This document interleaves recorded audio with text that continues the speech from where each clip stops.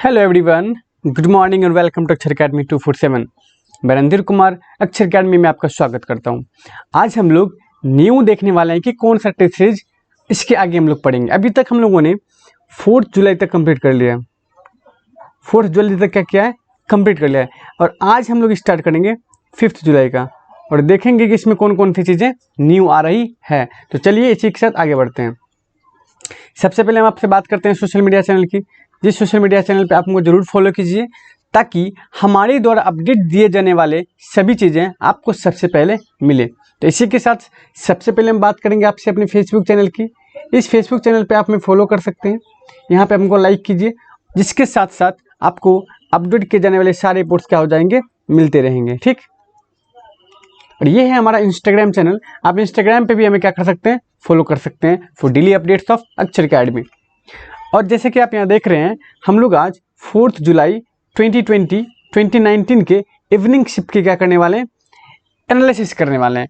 और आज मैं सबसे मोस्ट इंपॉर्टेंट जानकारी ये आपको देना चाहता हूँ कि अभी तक जो हमने पीछे पढ़ा हुआ है और अभी जो हम पढ़ रहे हैं, दोनों को आप कंपेयर करके देखो। इस कंपेयरिंग का फ़ायदा आपको ये मिलेगा कि आपको पता चलेगा कि अगर कोई एग्जाम होते हैं तो उस एग्जाम में क्वेश्चन के आगे बढ़ने के साथ साथ, उस एग्जाम के आगे बढ़ने के साथ साथ उसमें चेंजेस क्या आते हैं, आप उस चेंजेस को क्या कर पाओगे, नोट्स कर पाओगे। तो आप जब तक अच्छे से पढ़ोगे नहीं, फिर वो चीज़ें आपसे होंगी नहीं। तो चलिए इसी के साथ आगे बढ़ते हैं। और सबसे पहले हमारे सामने एक क्वेश्चन है। ये हमारा क्वेश्चन कौन सा है, क्लोज टेस्ट। क्या है, क्लोज टेस्ट है।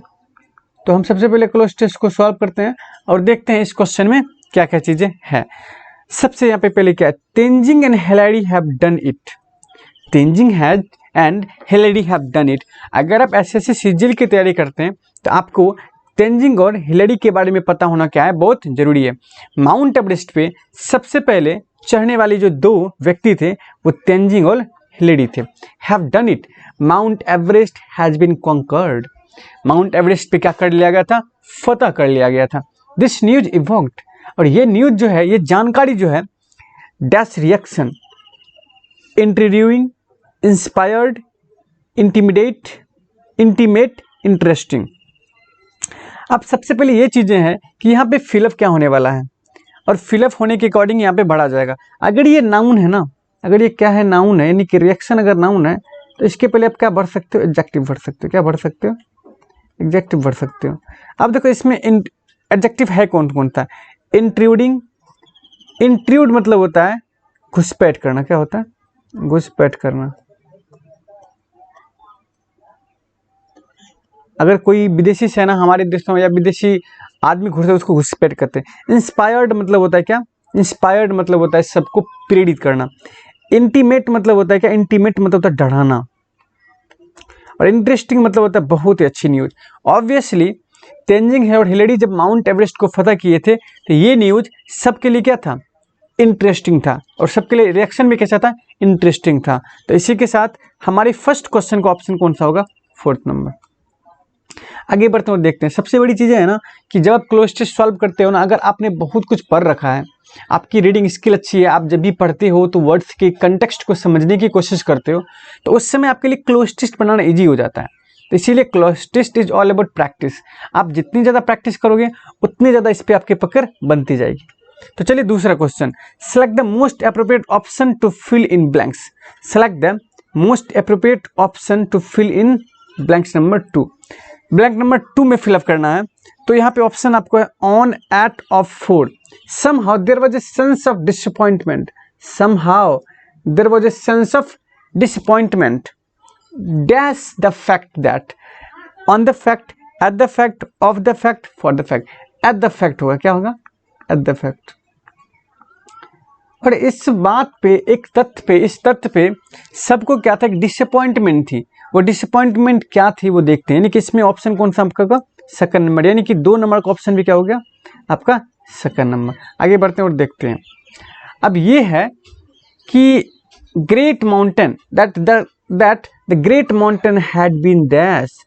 अब इस ग्रेट माउंटेन को क्या कर लिया गया है, कॉन्कर कर गया है। यहाँ पे आपको तो सीधे बता दिया गया है। तो great mountain has been conquered. तो इसका ऑप्शन क्या होगा? इन्वेडेड मतलब होता है, इन्वेड मतलब होता है किसी पे आक्रमण करना। चैलेंज मतलब होता है किसी को क्या करना, चाहे किसी को चुनौती देना। ऑक्यूपाइड मतलब होता है किसी पे किसी का चीज को हड़पना, हड़पना को ऑक्यूपाइड कहते हैं। कॉन्क्वर मतलब क्या होता है? कॉन्क्वर मतलब होता है जीतना, किसी पे विजय पाना, किसी पे फतह पाना। यानी कि थर्ड नंबर का ऑप्शन कौन सा होगा? Fourth number. उसके बाद आप देखें, great mountain had been conquer, it would have been nice, it would have been nice to, it have been nice to dash the Everest as and dash part of the earth। अभी क्या? left, had left, be living, have left। अब इसका हमें देखना पड़ेगा, यहाँ पे अगर have been है, अब यहाँ पे क्या है? have been है, तो have been nice to have left, to के बाद V1, टू के बाद हमेशा क्या आता है? V1 आता है। क्या आता है? V1। यहाँ पे left V2 है, ये भी नहीं होगा। had V2 है, ये भी नहीं होगा। B तो B होता है टू बी, लेकिन टू बी के बाद हमेशा V3 होता है। 2 + V1 के बाद हमेशा क्या होता है? V3 होता है। तो टू हैव क्या होगा? लेफ्ट होगा इसमें ऑप्शन, टू हैव लेफ्ट। यानी कि इसका आपका ऑप्शन कौन सा होगा? फोर्थ नंबर होगा इसका क्या करेक्ट आंसर। तो आप इसका ऑप्शन फोर्थ नंबर का क्या हो गया? फोर्थ नंबर हो जाएगा। ठीक, चलिए इसके आगे बढ़ते हैं और देखते हैं। अब यहाँ पे it would have been nice to have left the Everest as a dash part of the earth। Unveil मतलब होता है जिसका अनावरण कभी नहीं किया, जिसको खोला कभी नहीं किया। अनरियली मतलब जिसके बारे में जहाँ पे कोई शासन नहीं है। अनएसेसिबल मतलब जहाँ पे कोई पहुँच नहीं है। अनयूजुअल मतलब असाधारण। आपको पता है एवरेस्ट चोटी पे फतह करने के बाद, वहाँ पे पहुँचने के बाद क्यों ये सबके लिए इंटरेस्टिंग न्यूज हुई? क्योंकि एवरेस्ट जो है अनएसेसिबल प्लेस है, जहाँ पे किसी ने अपना कदम नहीं रखा था। तो ये कहता है कि अगर वो उनकी ये गरिमा है एवरेस्ट चोटी की कि वो अपने आप में सबसे ऊंचा है, उनकी यही क्या है? अभिमान है, स्वाभिमान है। तो इस अभिमान स्वाभिमान को तोड़ा नहीं जाए वहां चाह के। एवरेस्ट चोटी के फतह को उस तरह से नहीं देखा जाए कि बहुत बड़ी काम हुई है। उनकी जो गरिमा है उनको बनाए रहने दे और उसको उसी तरह से छोड़ दिया जिस तरह से वो है। यानी कि थर्ड नंबर इसका क्या होगा? करेक्ट आंसर होगा। अब हम बात करते हैं identify the most appropriate option to substitute the underline segment if no substitution is required, select no of Ruma and Usha. आपको पता होना चाहिए whenever we compare between two, compare between two, अगर दो लोगों के बीच कंपेयर हो तो वहां पे हम क्या लगाते हैं? अगर दो लोगों के बीच कंपेयर हो बिटवीन टू तो हम वहां पे दे लगाते हैं कॉम्परेटिव डिग्री के पहले। किसके पहले? कॉम्परेटिव डिग्री के पहले। आप यहाँ पे देख रहे हैं ऑफ रोमा एंड उषा है और यहाँ पे मोस्ट रेस्पॉन्सिबल क्या है? Most responsible. तो ये यहाँ पे सुपरलेटिव लगा दिया है। हम यहाँ पे सुपरलेटिव नहीं लगाएं बल्कि कॉम्परेटिव डिग्री लगाएंगे। क्या लगाएंगे? CP लगाएंगे। The latter is the more, या इसमें मोर है, the latter is the mode. आपको मैं बोला कि द और comparative degree, the plus comparative degree एक ही में है, वो फर्स्ट नंबर में, इसीलिए हमारा फर्स्ट नंबर ऑप्शन क्या होगा? करेक्ट होगा। हम बात करते हैं फिल इन द ब्लैंक्स की। That appears to be rather rough today for the ship to sail. अब देखो, किसी भी एक नाव को चलने के लिए नदी में क्या चाहिए? अच्छे वेदर का होना क्या है? जरूरी है। अगर अच्छे वेदर होगी तो ही अच्छे से क्या कर सकता है? ट्रेवल कर सकता है। वही लिखता है जब कभी भी एक नाविक अपनी नाव को नदी में लेके उतरता है वह सबसे पहले ये देखता है कि वहाँ का वेदर कैसा है, कंडीशन कैसा है, बारिश तो नहीं होने वाली है, क्लाइमेट। आप देखो सारे वर्ड जो है ना आपके नेचर से रिलेटेड है, मैं सबकी मीनिंग आपको बताता हूँ। क्लाइमेट जो होता है ना, क्लाइमेट सालों भर के लिए होता है। क्या होता है? सालों भर के लिए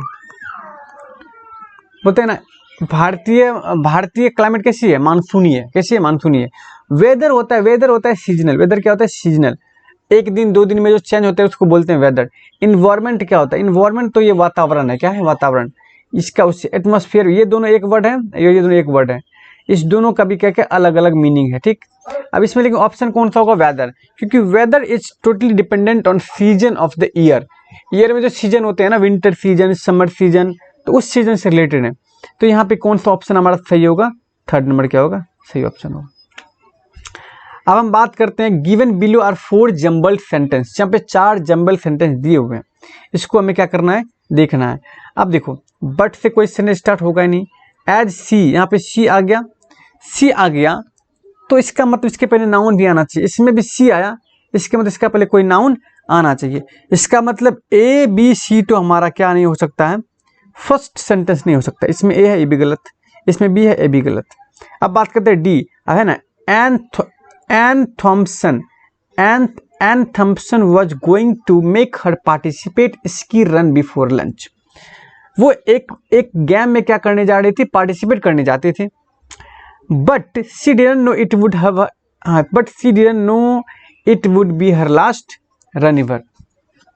अब देखो क्यों, कहते हैं एना जो है किसी एक कंपटीशन में पार्टिसिपेट करने जा रही थी, लेकिन उसको ये पता नहीं था कि यह कंपटीशन इसके लिए क्या होगा, लास्ट कंपटीशन होगा। क्यों, अब वो क्यों हम देखते हैं। Participating hard she hope to win in Olympic medal someday. और हाँ, इसमें उन्होंने बहुत बार पार्टिसिपेट करके ऐसा एक्सपेक्ट किया था, ऐसा आशा किया था कि एक दिन वो गोल्ड मेडल जीतेगी, किसमें, ओलंपिक में। तो डी के बाद ए आपका क्या होगा, सूटेबल होगा। ये आपका क्या होगा, सूटेबल होगा। तब होगा, उसने ऐसा नहीं सोचा था। जो आदमी ये सोचा था कि one day she will win Olympic medal, उसने ऐसा कभी नहीं सोचा। She didn't know it would be her last. और ये जो पार्टिसिपेशन वो कर रही थी, वो इसका लास्ट वो होगा पार्टिसिपेशन, उसको ऐसा पता नहीं था। At speed down the slope she had an terrible accident. आपको पता है ये स्की रन में भाग ले रही थी, तो जैसे वो आप एक स्लोप पे आई, तो वहाँ से जब उसका स्की डाइविंग नीचे उतरा तो वो एक्सीडेंट हो गया, और उस एक्सीडेंट पे उसकी क्या हो गई, डेथ हो गई। इसके बाद डेथ भी हुई, या फिर एक्सीडेंट इतना खतरनाक हो गया कि वो दोबारा खेलने के लायक नहीं रहेगी। उसी लिए कहा गया है कि उसको ऐसा पता भी नहीं था कि यह इसकी पार्टिसिपेशन क्या होने वाली है, लास्ट पार्टिसिपेशन होने वाली है। तो इसका आपका करेक्ट ऑप्शन हो गया डी ए सी बी। हम बात करते हैं 9 नंबर क्वेश्चन की। आप इसमें देख रहे हैं, इसमें करेक्टली स्पेल्ड वर्ड, यहाँ पे competition COMPETITION, construction CONSTRUCTION, construction. Destruction DES होता है, क्या होता है, DES।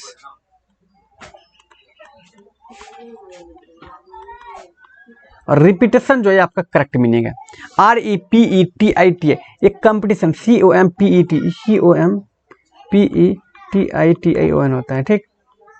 यानी कि इसमें रिपीटेशन आपका क्या है, सही है। तो 4th नंबर का क्या होगा, करेक्ट मीनिंग होगा। स्पार्स मतलब क्या होता है, स्पार्स मतलब होता है बहुत ही क्या, विरल, बहुत ही क्या, रेयर। विरल मतलब बहुत खाली को स्पार्स बोलते हैं। डेंस मतलब घना, ये आपका एंटोनिम होगा। वीक कमजोर, थीन पतला, स्ट्रांग मजबूत। तो डेंस आपका क्या होगा, डेंस मतलब होता है सघन। तो ये आपका क्या होगा, एंटोनिम होगा, 1 नंबर। हम बात करते हैं ग्रुप ऑफ वर्ड्स की। One who is in charge of museum. अब इंस्ट्रक्टर मतलब क्या होता है, जो आपको आदेश देता है उसको बोलते हैं इंस्ट्रक्टर। कलेक्टर मतलब जो कुछ जमा करता है। मॉनिटर मतलब जो आदेश देता है। क्यूरेटर मतलब होता है जो म्यूजियम की क्या करता है, रक्षा करता है। तो आपके 11 नंबर क्वेश्चन का ऑप्शन कौन सा होगा, 4th नंबर। हम बात करते हैं 12 में। Have you paid your outstanding bill. Have you paid, ये आपका क्या है, पेसिव फॉर्म है। हैव है तो हैव बीन होगा, क्या होगा, हैव बीन होगा। हैव है, बीन है, हैव बीइंग है। हैव बीन एक में ही आपका 4th नंबर में क्या है, 4th नंबर में। तो आपका कौन सा ऑप्शन हो जाएगा, 4th नंबर। ये कितना इजी है। हैव है तो मुझे पता है हैव बीन होगा ऑप्शन, तो हैव बीन एक में ही है, वो है 4 में, और सब में नहीं है, तो 4th में आपका ऑप्शन करेक्ट हो गया। अपॉर्चून, आपने एक वर्ड सुना है वो अपॉर्चुनिटी। अपॉर्चून मतलब होता है अवसरवादी, क्या होता है, अवसर। टाइमली, जो टाइम से काम लेता है, इसका ऑप्शन आपका सिनोनिम 1 नंबर होगा। बेरली मतलब होता है नहीं के बराबर, कभी कभार। रियली मतलब नहीं के, लाइकली मतलब संभवतः। तो अपॉर्चून मतलब होता है जो टाइम टू टाइम चलता है, जिसको अपॉर्चुनिस्टिक कहते हो आप कहते हो अपॉर्चुनिटी कहते हो। तो यहाँ से ये वर्ड बना है, तो इसका ऑप्शन क्या होगा आपका, 1st नंबर। 14 नंबर। By next week I will have been made. Will have been made ये गलत कंस्ट्रक्शन है। विल हैव मेड होगा इसमें आपका विल हैड मेड। एक आपका फिर है विल हैव बीन मेकिंग।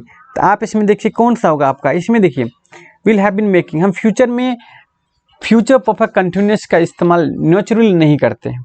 हम नेचर इस्तेमाल करेंगे, हैड का भी नहीं करेंगे इस्तेमाल, हम करेंगे प्रेजेंट का, क्योंकि बाय नेक्स्ट वीक है और नेक्स्ट वीक होने के कारण टाइम क्या होना चाहिए, प्रेजेंट होना चाहिए। क्या होना चाहिए, प्रेजेंट। और प्रेजेंट टाइम आपका सिर्फ एक में ही है, वो किस में है, थर्ड नंबर में। ठीक। द आर्कियोलॉजिस्ट मेड एन डेस्ट डिस्कवरी, यहाँ पे फिलअप क्या होगा पहले आप मुझे ये बता दीजिए। अगर आप बात करें नाउन फ्रेज की, किसकी, नाउन फ्रेज की, आपको मैंने नाउन फ्रेज पढ़ाया हुआ है, उस नाउन फ्रेज मैंने बताया है कि डिटरमाइनर यानी कि आर्टिकल, आप बोल दो, आप क्या बोल दो, आर्टिकल बोल दो, आप आर्टिकल बोल दो, article plus adverb plus adjective plus noun, यानी कि इसमें फिलअप हो सकता है नाउन के पहले क्या, एडजेक्टिव। तो सेंसिबल एडजेक्टिव है, सेनाइल नाउन है, सेनाइल भी नाउन एडजेक्टिव दोनों तरह काम करता है। आपका सेंसिटिव क्या, आपका एडजेक्टिव है, सेंसेशनल एडजेक्टिव है। तो इसमें होगा कौन सा, सेंसेशनल मतलब होता है वैसा जो बहुत ही संवेदनशील हो, जो सबको क्या कर सके, सबको उसकी ओर ध्यान सबका आकर्षित कर सकते। तो फोर्थ नंबर इसका क्या होगा, करेक्ट ऑप्शन होगा फोर्थ नंबर। आगे बढ़ते हैं और देखते हैं। अगर आपको अभी तक ये सेशन अच्छा लगा हो, आप इसको लाइक कीजिए और अपने दोस्तों के साथ शेयर कीजिए। 6 नंबर ऑप्शन है एलिमेंट्री। 6 नंबर क्या होगा, एलिमेंट्री होगा। इसमें कौन सा वर्ड सही है वो आपको ढूंढना है। रॉन्गली स्पेल्ड, हेरिडेटरी सही वर्ड है, ज्वेलरी सही है, मिशनरी सही है, एलिमेंट्री ELEMENTR होता है एलिमेंट्री, यानी कि करेक्ट रॉन्गली स्पेल्ड आपका कौन सा नंबर है, 1 नंबर है। One whose hobby is stamp collection. अब देखो, पैनेजरिस्ट मतलब होता है जो किसी की बहुत प्रशंसा करता है, उसको बोलते हैं पैनेजरिस्ट। फोनोलॉजिस्ट मतलब जो फोन मतलब होता है बोलना, आवाज़, जो आवाज़ों का अध्ययन करते हैं फोनोलॉजिस्ट। फिलेंथ्रोपिस्ट मतलब जो दूसरों की मदद करता है। फिलेटरिस्ट मतलब जो स्टैम्प कलेक्शन करता है। तो आपका फोर्थ नंबर क्या होगा, आपका करेक्ट ऑप्शन होगा फोर्थ नंबर। बात करते हैं 18 नंबर की। The lawyer said to the actual where you at the time. Where जब भी आपको मैंने बताया, जब भी इंट्रोगेटिव सेंटेंस होगा तो सेड चेंज होगा आस्क में, और सब आपका आस्क में है, यानी कि यहाँ तक तो कोई डिफरेंस नहीं, सब में सेम है। ठीक। अब मैंने ये आपको बताया है कि जब भी इंट्रोगेटिव सेंटेंस हो, यानी कि WH इंट्रोगेटिव सेंटेंस हो, तो इस नरेशन में आपका कंजंक्शन भी WH ही होगा। यहाँ पे दैट हो गया, ये गलत हो गया, इफ हो गया, ये गलत हो गया। ठीक। अब वेयर है तो वेयर के साथ आपका कौन सा लगाना पड़ेगा। अब देखो, वेयर में मैं आपको ये बताया है कि सेंटेंस क्या होना चाहिए, असर्टिव, यानी कि सब्जेक्ट प्लस वर्ब होना चाहिए। आपको देखो सब्जेक्ट प्लस वर्ब इसमें है, इसमें आपका वर्ब प्लस सब्जेक्ट है, यानी कि ये सही है कि ये गलत होगा, यानी कि आपका करेक्ट ऑप्शन होगा कौन सा, 2 नंबर। हम बात करते हैं night. To break up the wrong tree, to break up the wrong tree, to be wrong about the reason for something, to be wrong about. आप अगर किसी ऐसे कभी कभी होता है ना, आप कुछ सोच के किसी चीज़ को गलत तरीके से कर देते हो, इसका मतलब ये हुआ आपने सोचा कुछ और वो हुआ कुछ। To be wrong about reason for something, अगर आप किसी चीज़ के बारे में गलत सोचते हो, that is called to break up the wrong tree. आपने गलत जगह पे क्या किया, निशान लगाया। तो 2 नंबर इसका क्या होगा, सही option. The grease the palm, grease the palm, किसी के हाथ को, ग्रीज मतलब होता है काला कर देना, किसी के हाथ को काला करना, मतलब क्या, टू ब्राइब समवन। किसी को अगर हम घूस देते हैं, that is called to bribe someone. The ambulance have arrived on time, the accident victim was taken to the hospital. The ambulance have यहाँ पे क्यों होगा, यहाँ पे हैज होना चाहिए, क्या होना चाहिए, हैज। क्यों, क्योंकि एम्बुलेंस आपका क्या है, सिंगुलर है, तो आपका वर्ब भी क्या होना चाहिए, सिंगुलर होना चाहिए। The ambulance has arrived on time, the accident victim was taken to the hospital. तो इसका आपका इस ऑप्शन कौन सा हो जाएगा, हैज हो जाएगा, यानी कि आपका गलत आंसर कौन सा, 4th नंबर होगा। ठीक, 4th नंबर का सही हो जाएगा क्योंकि इसमें ग्रामेटिकल एरर है। 22 आपका, अब 22 में है फिर से आपका क्या, arrangement. They had came from different parts of the city. They की बात तो हो ही नहीं रही है, तो अभी तक हो ही नहीं है। मैन टॉल स्किनी शॉर्ट, अब देखो बी नंबर का फर्स्ट सेंटेंस होगा, क्यों, दे यहाँ पे भी है, बट है, यानी कि सेंटेंस से बी से स्टार्ट होगा, और बी से आपका 2 सेंटेंस स्टार्ट हो रहा है।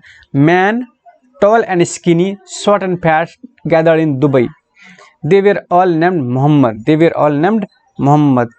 अब देखो, they had all come from different part of city but all of them had one thing in common. हाँ, they were all named Mohammed. अब देखो अगर बी की बात करते हैं तो बी सेंटेंस तो हो गया, इसके बाद ए आना चाहिए। क्या आना चाहिए? ए। अब ये सी क्यों नहीं आएगा? क्योंकि सी आएगा डी के बाद। क्या कहता है? But all of them had one thing in common. सभी के पास एक चीज कॉमन थी, that was what? That was his name, that was their name. तो बी के बाद ए आएगा, ए के बाद डी आएगा, डी के बाद सी आएगा। बी ए डी सी आपका किस में है? First number. इसका ऑप्शन आपका कौन सा होगा? First number.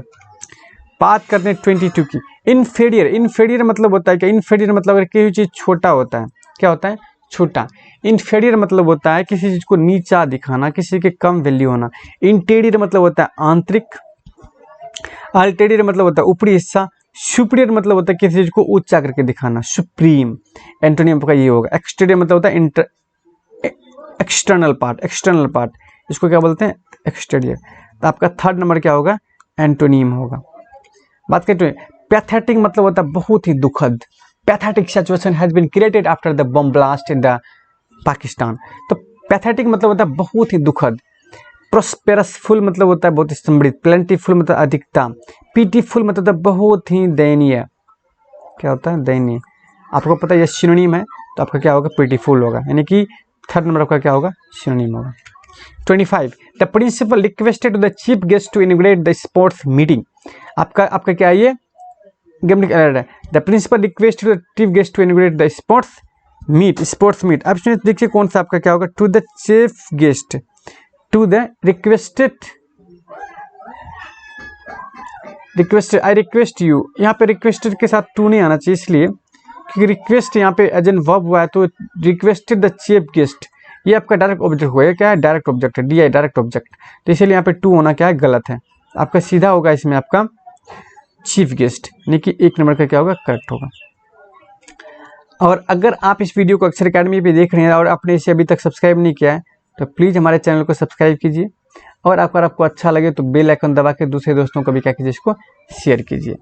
ये हमारा लिंक्डइन चैनल है, आप लिंक्डइन पे हमें क्या कर सकते हो? फॉलो कर सकते हो। उसके बाद अगर आपको ये वीडियो अभी तक अच्छा लगा तो आप इसको लाइक कीजिए, शेयर कीजिए और कमेंट तो ज़रूर ही कीजिए। और इसी के साथ हम लोग नेक्स्ट डे मिलेंगे दूसरी शिफ्ट में, जिसमें हम लोग कुछ नया चीज़ें पढ़ेंगे और देखेंगे।